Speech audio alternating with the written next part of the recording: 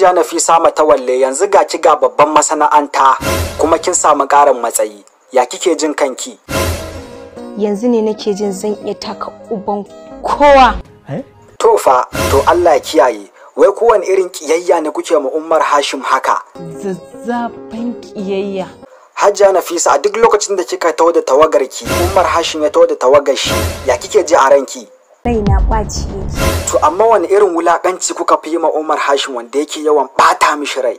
Nuna mishi zazzafan kiyayya a gaban mutane. Ke dai kiyayya, to Allah kyauta. Hajiya Nafisa, me yasa idan kika haɗu da Ummar Hashim ba za ki iya kwantar da hankalinki ba in ga ki gashi ne ku yi abin da za ku yi? Me yasa idan kika ganshi ko a cikin mutane ne sai ki nuna ɓacin ranki? Ni ma ban san me yasa bana iya ɓoye ƙiyayyata a gare shi ba. To Allah kyauta, amma idan kika haɗu da shi me kike ji kamar kimai a wannan lokacin? Da na gan shi nake jin kamar na tura shi cikin wuta ba. Tafdi, gaba ta ku hatta kai haka? To Allah ya kyauta. Ummar Hashim, kai kana ta ji abubuwan da yake faruwa. Na baka dama kai ma ka yi magana. Lalle ka ɗau zafi tunda ka kasa yin magana.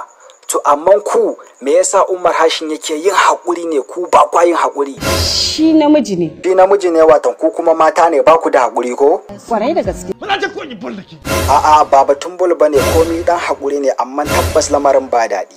Ummar Hashim, wace kalma ce kake tunawa da ita a cikin kalmomin da Hajiya Nafisa take sukakka da su? Nan makabarta ka shigo. Sai na binne tsarinka. Allah sarki. Na tausaya ma kuma gashi tsarinka abin dubawa ne, amma ku kuna tunanin kuwa burin ku zai cika akan Ummar Hashim? Ya ma cika. Ummar Hashim kana fa jin ta abin da take faɗa. To amma kai me zaka ce akan wannan magana? Tabdijan. To Allah ya kyauta. Ina mabiyan Ummar Hashim?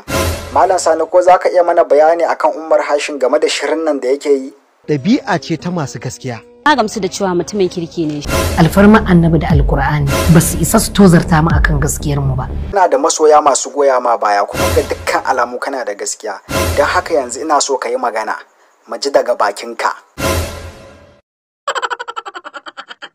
A'a, wai ko ka zama kurma ne ko kuma tsoron su kake ka buɗe baki ka mana magana wani hali kake ciki ne wai?